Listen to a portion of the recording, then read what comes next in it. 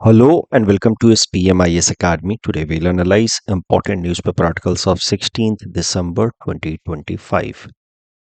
Please note you can download the PDF version of today's newspaper analysis by clicking the link given in the comment section. This is the list of the topics that we'll be covering from today's newspaper. The first topic is about VB Gram G bills. Important from our syllabus GS paper 3 Indian economy point of view. देखिए VB gram G bill stands for Viksit Bharat guarantee for Rozgar and Ajeevika mission Gramin. VB Viksit Bharat, G guarantee Rozgar and Ajeevika mission, G stands for Gramin. This bill has been presented in Lok Sabha and it intends to replace the existing law MG Narega which is there since 2005। तो MG NREGA के बारे में हमने 2-3 दिनों पहले ही newspaper analysis में देखा था। वी सॉ कि हाउ MG नरेगा के मदद से एक स्कीम लाया गया MG नरेगस और जिसकी मदद से राइट टू वर्क को एक स्टैट्यूटरी राइट बना दिया गया। 100 दिन का रोजगार to every rural household guarantee दी गई अंडर MG नरेगा। ये कानून MG नरेगा ऑलरेडी हम देख चुके हैं बट एक क्विक रिकैप यहाँ पे मैं फिर करा दूं ताकि करंट कॉन्टेक्स्ट को हम अच्छे से समझ पाए। देखिए MG नरेगा के अंतर्गत 100 दिन का रोजगार to every rural household per year दिया गया। MG नरेगा के अंतर्गत central government would take up the responsibility of giving wages Bharat सरकार देगी, जबकि state government would bear the cost of material, administrative expenses and unemployment allowances। जैसे मान लीजिए कि रूरल एरिया में कोई कुआं खुदवाना है, वेल डिगिंग करवानी है, तो उसके लिए जो मटेरियल लगेगा, मटेरियल का खर्चा स्टेट गवर्नमेंट उठाएगी, लेकिन जो वर्कर्स होंगे उनको वेजेस भारत सरकार देती थी अंडर MG नरेगा। तो मोटा मोटा अगर सेंटर और स्टेट का एक्सपेंसेस का प्रोपोर्शन देखा जाए तो सेंट्रल गवर्नमेंट को लगभग 75% खर्च करना पड़ता था, स्टेट गवर्नमेंट्स को 25%। Central government was taking up the cost of wages while state government was taking cost of material cost, administrative expenses and unemployment allowance. तो ये था MG नरेगा, 100 दिन का रोजगार, और इस तरीके से इंप्लीमेंट होता था। अब MG नरेगा कानून को रिप्लेस करके लाया जा रहा है ये नया कानून, और इसकी मदद से क्या बदलाव किए जाएंगे MG नरेगा के फंक्शनिंग में वो एक एक करके देखते हैं। So the major changes intended to be brought under MG NREGA with help of this new bill, Viksit Bharat guarantee for Rozgar and Ajeevika mission. सबसे पहले तो the number of days has been increase from 100 to 125। तो पर रूरल हाउस होल्ड नाउ 125 दिन का रोजगार दिया जाएगा इस नए कानून के अंतर्गत। जो ड्रॉट अफेक्टेड एरियाज हैं या ट्राइबल हाउस होल्ड्स हैं उनके लिए और एडिशनल डेज दिए जा सकते हैं, 125 को बढ़ा करके 150 किया जा सकता है। फंडिंग पैटर्न में लेकिन मेजर बदलाव है। पहले का फंडिंग पैटर्न तो आप समझ गए, वेजेस भारत सरकार देती थी और मटेरियल कॉस्ट स्टेट गवर्नमेंट, लेकिन अब फंडिंग पैटर्न में स्टेट्स को 40% कॉस्ट बियर करना होगा, सेंट्रल गवर्नमेंट 60% कॉस्ट बियर करेगी। लेकिन नॉर्थ ईस्टर्न स्टेट्स के लिए एंड हिली स्टेट्स के लिए अलग प्रोविजन है। States will beer only 10% while centre will beer 90% of the cost of the wages. और जो यूनियन टेरिटरीज हैं विदाउट लेजिस्लेचर जैसे कि लद्दाख, अंडमान निकोबार, वहां पे तो पूरा पूरा खर्च भारत सरकार को ही उठाना है। So the main difference with respect to MG NREGA यहाँ पे ये है कि the centre will no longer fully fund wages in all the states. अब स्टेट्स को भी कुछ वेजेस का कॉस्ट उठाना पड़ेगा। MG नरेगा में 15 डेज पे पेमेंट होता था, यानी कि काम आज करोगे तो 15 दिन के साइकिल में 15 दिन के बाद पेमेंट मिलता था। लेकिन ये नए बिल के अंतर्गत अब वीकली पेमेंट की बात की गई है कि आज काम करेंगे तो एक सप्ताह में आपको पेमेंट मिल जाएगा। So the new law emphasises on ensuring weekly payment to the workers instead of 15 days. सबसे जो प्रमुख प्रोविजन है इस नए बिल में वो ये वाला है जो मैं अब डिस्कस करने जा रहा हूं। देखिए, MG NREGA was demand driven. Demand driven से हमारा मतलब है कि अगर रूरल एरिया का कोई हाउस होल्ड है, उसको काम चाहिए, वो जा करके अप्लाई करेगा, एमजी नरेगा के अंतर्गत उसको काम मिलेगा। और अगर काम नहीं मिल पाया तो फिर उसको अनएम्प्लॉयमेंट अलाउंस दिया जाएगा। सो एमजी नरेगा कानून एक तरीके से राइट टू वर्क को स्टैट्यूटरी राइट बना देता था, कानूनी अधिकार बना देता था।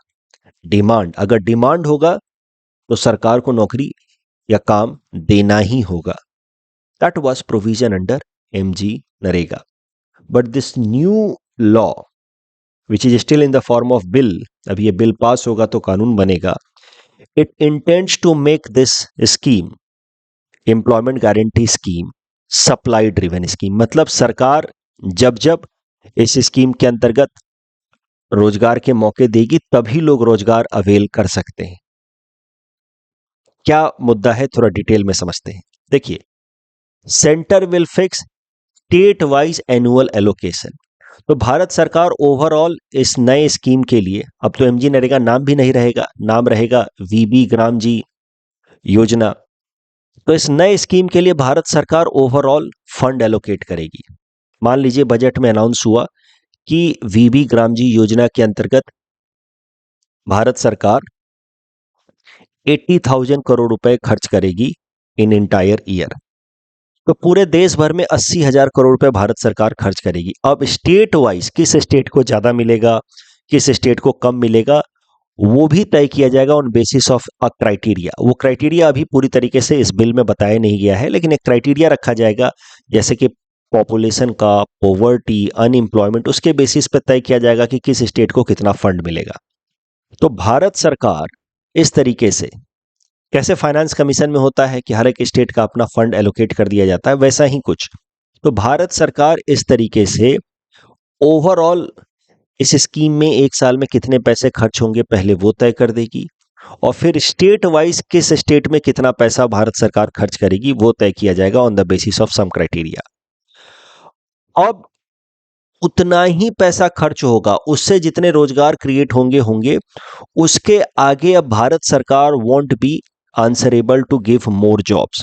उससे ज्यादा अगर जॉब्स देने हैं, जितना पैसा आने, इससे मान लीजिए कि असम के लिए तय हुआ कि असम को मिलेगा 4,000 करोड़ भारत सरकार की तरफ से, तो असम सरकार को भी अपने तरफ से कुछ पैसा मिलाना होगा।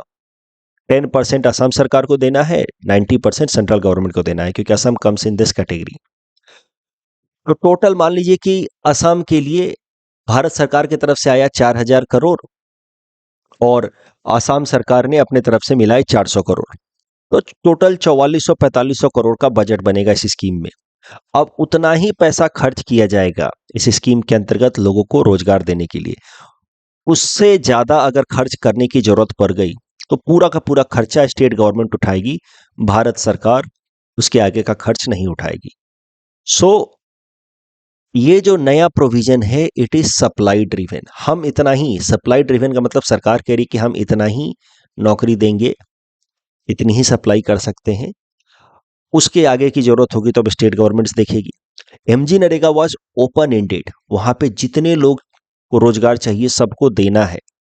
दैट वाज डिमांड ड्रिवन, अगर लोगों को रोजगार की डिमांड है तो सरकार को सप्लाई करना होगा।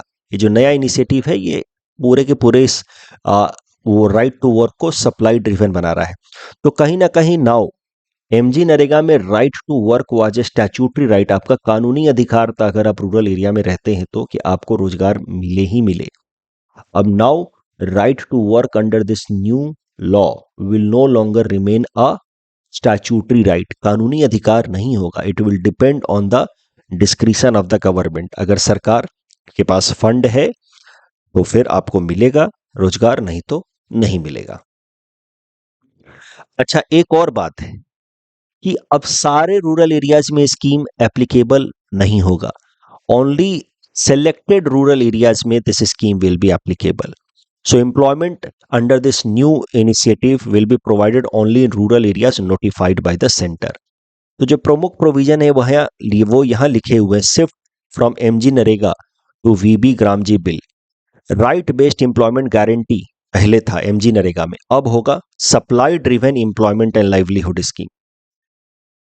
अब आपका राइट अधिकार नहीं है ये, अब सरकार सप्लाई करेगी और उसमें अगर आपको मिल गया रोजगार तो ठीक है, बाकी 100 डेज से बढ़ा करके 125 डेज किया गया है। एंड बजट कैप लगा दिया गया, पहले फ्लेक्सिबल बजट था, अगर ज्यादा डिमांड आ गया तो ज्यादा पैसा खर्च करना पड़ेगा, लेकिन अब बजट फिक्स कर दिया गया है। एक और महत्वपूर्ण प्रोविजन लाया गया है यहाँ पे, देखिए एमजी नरेगा को लेकर के सबसे बड़ा जो क्रिटिसिज्म हुआ करता था पहले वो ये था कि रूरल एरियाज में एमजी नरेगा कानून आने के बाद से एग्रीकल्चरल लेबरर्स की अवेलेबिलिटी कम हो गई है, खेतों में काम करने वाले मजदूरों की कमी हो गई है। ये आप भी अगर गांव में रहते हैं तो आपने ये महसूस किया होगा। अब हार्वेस्ट सीजन में या सोइंग सीजन में मजदूर ही नहीं मिलते, एग्रीकल्चरल लेबरर्स ही नहीं मिलते, और इस कारण से एग्रीकल्चर को नेगेटिव इम्पैक्ट हो रहा था, क्योंकि मजदूरों को एमजी नरेगा के अंतर्गत काम मिल जाता था, तो वो खेतों में क्यों काम करें। और अब अगर खेतों में काम करवाना है तो आपको बहुत ज्यादा, आपकी खेत है तो अगर आपको मजदूर चाहिए तो आपको बहुत ज्यादा पैसा देना पड़ता था। तो इस कारण से रूरल एरियाज में एक तो एग्रीकल्चरल सीजन में वर्कर्स की अवेलेबिलिटी नहीं होती थी, और अगर हुई भी तो बहुत ज़्यादा स्पेंड करना पड़ता था, इस कारण से एग्रीकल्चरल प्रोड्यूस का कॉस्ट बढ़ रहा था। इस चीज को ध्यान में रखते हुए सरकार ने इस नए कानून में क्या कहा है कि हर स्टेट में 60 दिन का एक पॉज लगाया जाएगा अंडर दिस स्कीम। 60 दिनों तक, यानी कि 12 महीनों में से सिर्फ 10 महीने ही ये स्कीम अवेलेबल रहेगा, 2 महीने ये स्कीम अवेलेबल नहीं रहेगा। अब वो 2 महीने कौन से होंगे, that will be decided by the state government on the basis of their local sowing and harvesting cycle. तो अलग अलग स्टेट का अपना अपना क्रॉप है, अलग अलग स्टेट का अपना एग्रीकल्चरल साइकिल है, तो अलग अलग स्टेट में जब पीक डिमांड वाला टाइम रहेगा एग्रीकल्चरल लेबरर्स का, उस टाइम में ये स्कीम अवेलेबल नहीं रहेगा फॉर रूरल हाउस होल्ड, ताकि एग्रीकल्चरल फील्ड में वर्कर्स की अवेलेबिलिटी बनी रहे, अवेलेबिलिटी ऑफ फार्म लेबरर्स। इससे क्या होगा कि एग्रीकल्चर को सपोर्ट मिलेगा, साथ ही साथ एग्रीकल्चर का जो इनपुट कॉस्ट है specially in the form of wages वो थोड़ा कम होगा, तो एग्रीकल्चरल कमोडिटी के प्राइसेस थोड़े से कम होंगे। That is the intention of the government behind this provision. तो ऑफ कोर्स इसका क्रिटिसिज्म भी हो सकता है, आपने अब कब कैप लगा दिया रूरल एरिया में, आप इस स्कीम के अंतर्गत आपने इसको बना दिया supply driven from demand driven, 2 महीने तक आपने इस स्कीम में पॉज लगा दिया, तो कहीं ना कहीं रूरल पॉवर्टी और बढ़ सकती है। कोविड पैंडेमिक के बाद से MG NREGA especially during the lockdown years, MG NREGA prove to be saviour in rural areas from extreme poverty. Many households were protected from extreme poverty because of MG Narega. Now government is tweaking MG Narega. Most of its core provisions are being tweaked by the government with help of this bill. इस topic discussion के basis पे prelims practice question है, please attempt this question and submit the answer in the comment section. ऐसा प्रश्न आपसे पूछा जा सकता है मेंस में, what are the key changes introduced by the proposed VBG RAM G bill compare to MG NREGA, also analyse the benefits and challenges. तो पहला पार्ट तो आप आराम से डील कर लेंगे कि क्या है, क्या बदलाव किए गए हैं। तो increase in employment guarantee, funding pattern, wage payments, shift in from demand driven to supply driven, ये सब तो आप कर ही लोगे। बेनिफिट्स क्या है, तो एक बेनिफिट तो है कि 100 दिन के बजाय 125 दिन का रोजगार मिलेगा और वीकली पेमेंट हो जाएगा, पहले 15 दिन इंतजार करना पड़ता था। Now physical responsibility will be shared between centre and state, central government और स्टेट गवर्नमेंट मिल करके शेयर करेंगे, तो इससे फाइनेंशियल सस्टेनेबिलिटी बढ़ेगी। और support to agriculture during the peak season because of 2 months of pause, 60 days pause. लेकिन challenges क्या होंगे, ऑफकोर्स रूरल एरिया में पॉवर्टी बढ़ सकती है, of course the work now it is no longer right to work, it is no longer demand driven open ended, it is now supply driven. So कहीं ना कहीं the workers, poverty amongst the workers in rural areas वो बढ़ेगी। साथ ही साथ state के ऊपर fiscal burden बढ़ जाएगा, क्योंकि now state also have to take the cost of wages. तो ये सब चीजें जो है, कुछ चैलेंजेस हैं, वो सब आप लिख सकते हैं। Next topic is about periodic labour force survey of November 2025। Important for syllabus GS paper 3 Indian economy point of view. देखिए, periodic labour force survey conduct किया जाता है मंथली बेसिस पे by NSO. NSO comes under ministry of statistics and programme implementation. Periodic labour survey साल 2017 से किया जाता रहा है। पहले ये क्वार्टरली बेसिस पे होता था, लेकिन इसी साल जनवरी 2025 में फैसला किया गया कि पीरियोडिक लेबर फोर्स सर्वे अब मंथली बेसिस पे होगा। इसी कारण से ये टॉपिक आने वाले एग्जाम्स के लिए इंपॉर्टेंट है, क्योंकि अब ये मंथली बेसिस पे होता है। हर महीने इसका डेटा निकाला जाता है बाय एनएसओ। अब हर महीने इसका डाटा आता है, तो मैं कवर तो नहीं करता हूं न्यूज़पेपर में, 3-4 महीनों में एक बार मैं कवर करता हूं, ताकि आपको कुछ कोर बातें पीरियोडिक लेबर फोर्स सर्वे से रिलेटेड मैं बता सकूं। तो last time we had covered it in the month of July, now we are covering it again in the month of December. होता वैसे ये पीरियोडिक लेबर फोर्स सर्वे हर महीने ही है। तो दिसंबर महीने में पीरियोडिक लेबर फोर्स सर्वे नवंबर महीने का आया है। पीरियोडिक लेबर फोर्स सर्वे में होती क्या क्या चीजें हैं? 3-4 मुख्य बातें होती हैं। एक, इसमें डाटा होता है with respect to unemployment rate. दूसरा, लेबर फोर्स पार्टिसिपेशन रेट। तीसरा, एम्प्लॉयमेंट रिलेटेड ब्रेकअप भी होता है कि किस किस तरीके के एम्प्लॉयमेंट हैं देश के अंदर, regular, casual, self employed, formal, informal, etc. एक बार जरा क्विकली समझ लेते हैं, what do we mean by the term labour force participation rate and unemployment rate.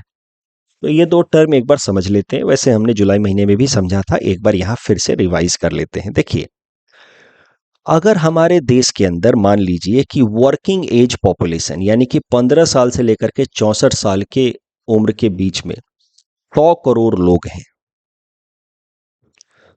तो 100 करोड़ लोग में से 100 करोड़ लोग जो वर्किंग एज ग्रुप को बिलोंग करते हैं, 15 से 64 साल सारे के सारे लोग, ऐसा तो नहीं है कि काम कर रहे हैं, दे आर वर्किंग और लुकिंग फॉर वर्क, ऐसा तो नहीं है।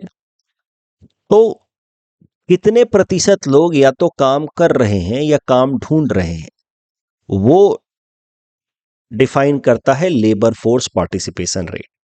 सरल भाषा में मैं कहूं तो मान लीजिए कि वर्किंग एज ग्रुप में 100 करोड़ लोग हैं, उनमें से 60 करोड़ लोग या तो काम ढूंढ रहे हैं या काम कर रहे हैं, दे आर आइदर एम्प्लॉयड और they are looking for employment.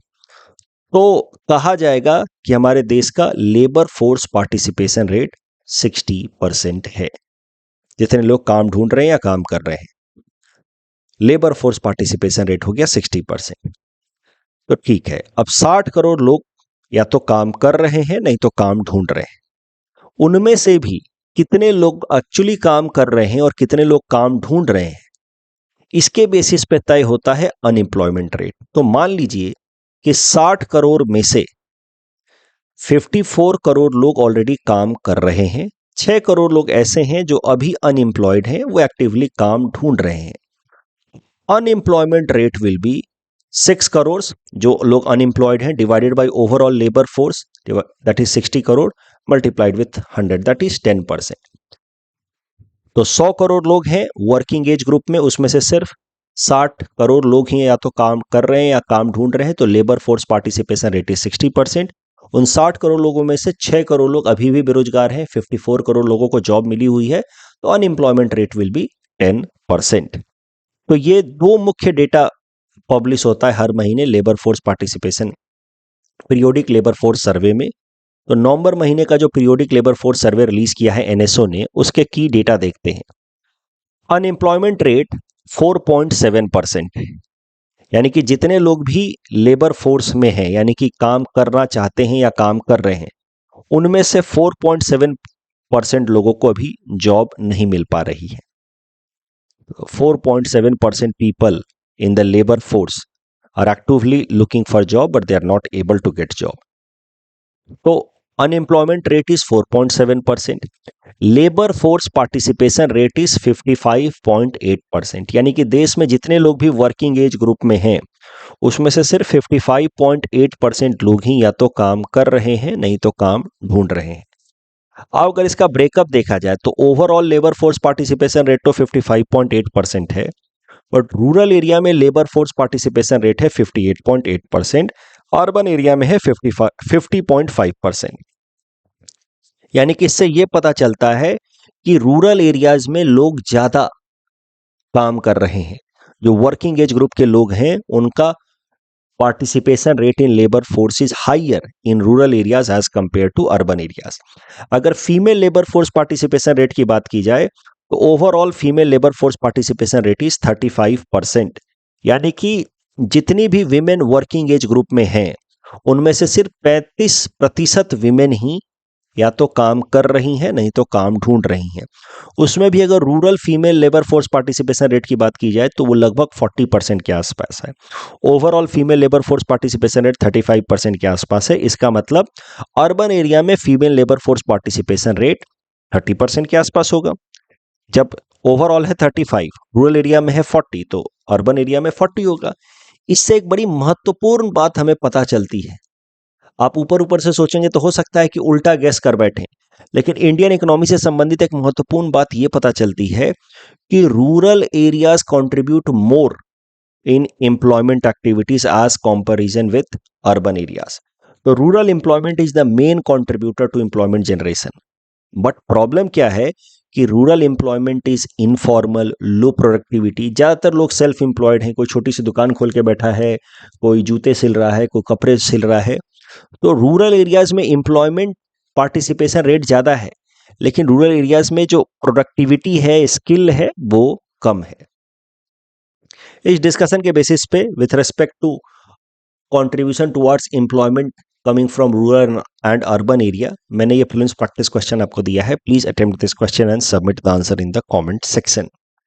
Next topic is about Project Suncatcher, important from our syllabus GS paper 3 science and technology point of view.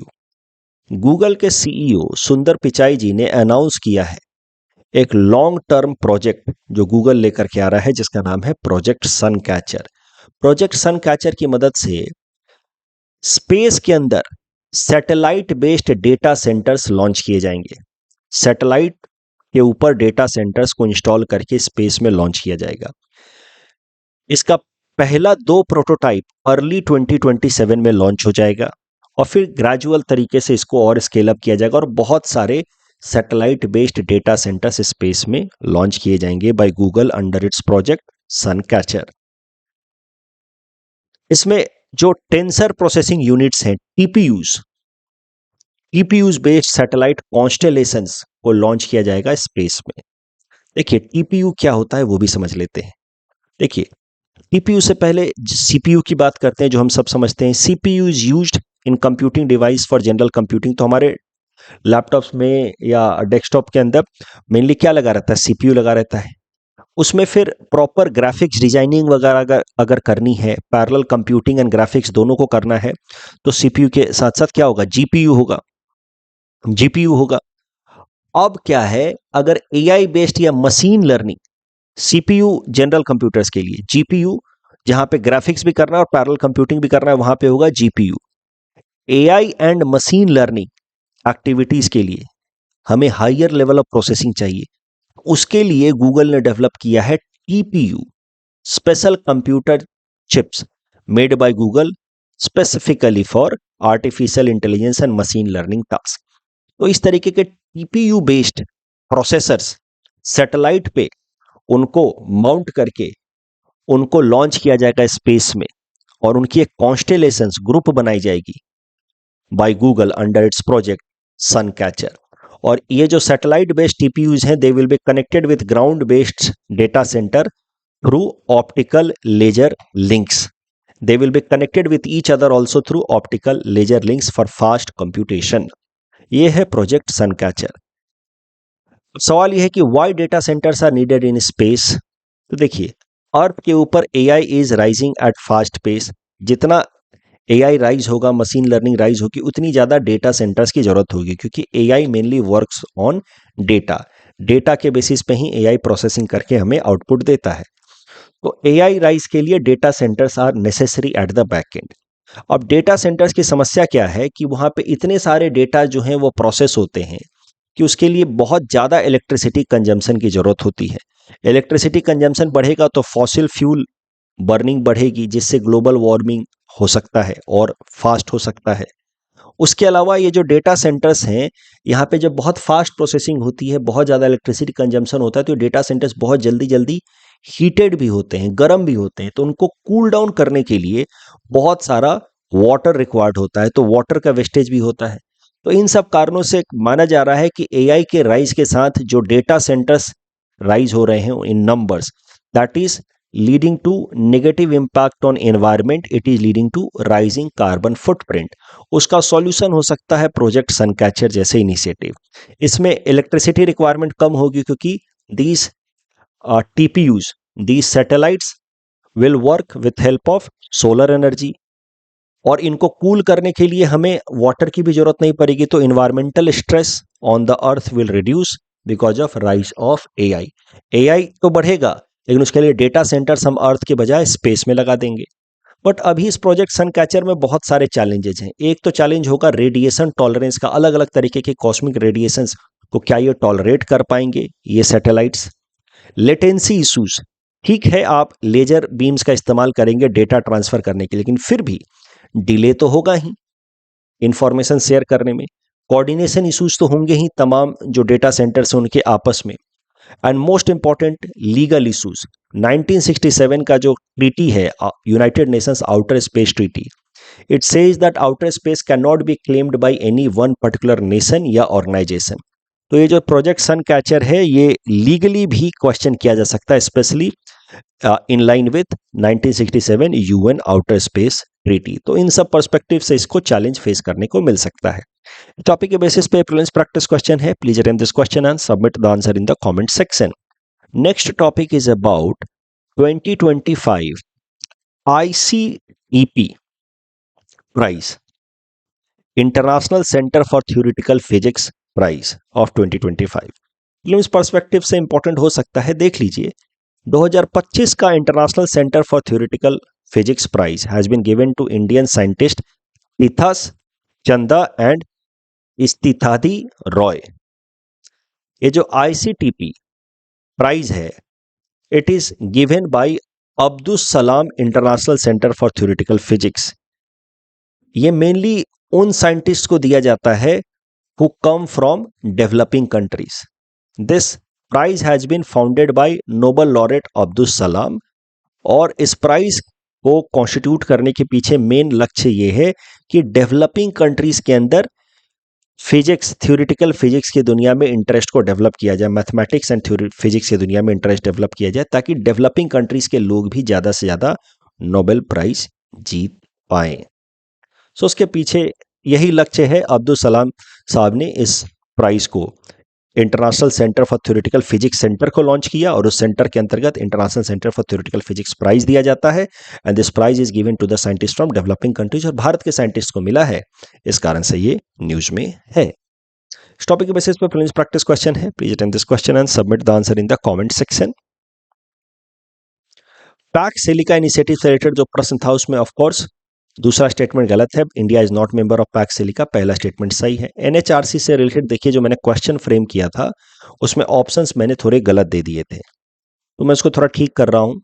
यहाँ पे मैंने कर दिया कि which of the following statements are incorrect, and all the 3 are incorrect. NHRC is not a constitutional body, and NHRC is not directly responsible for human rights violation committed by private organisations या individuals. Private organisations या individuals अगर violation करते हैं, जैसे मान लीजिए कोई factory human rights violation कर रही है, तो पहले लेबर ब्यूरो वगैरह को पिक्चर में आना होगा, लेबर कमीशन वगैरह ये सब पिक्चर में आएंगे।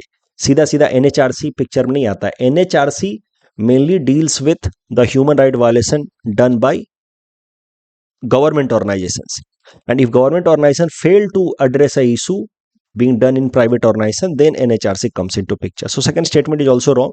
And chairperson of NHRC need not to be only CJI, वो कोई दूसरे सुप्रीम कोर्ट के जज, रिटायर्ड या सर्विंग जज भी हो सकते हैं। और एक और बात एनएचआरसी से रिलेटेड, एनएचआरसी में जो मैंने मेंबर्स बताए थे एक्स ऑफिशियो मेंबर, 5 मेंबर्स के अलावा एक और मेंबर होते हैं chief of commission of person with disability, वो भी एनएचआरसी के मेंबर होते हैं। मैंने नोट्स में अपडेट कर दिया है, ठीक है। तो 6 एक्स ऑफिशियो मेंबर्स होते हैं। डेमो मॉडल शिवसागर से रिलेटेड है।